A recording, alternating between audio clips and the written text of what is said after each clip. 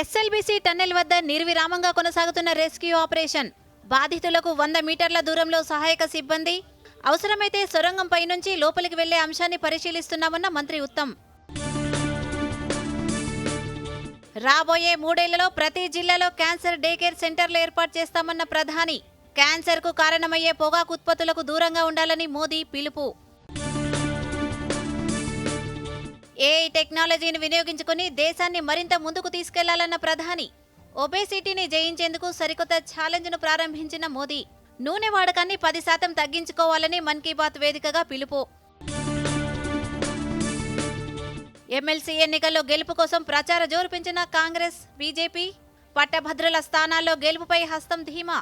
3 స్థానాల్లో విజయం సాధిస్తామంటున్న కమలనాథులు. పాకిస్తాన్తో మ్యాచ్లో పటిష్ట స్థితిలో టీమిండియా.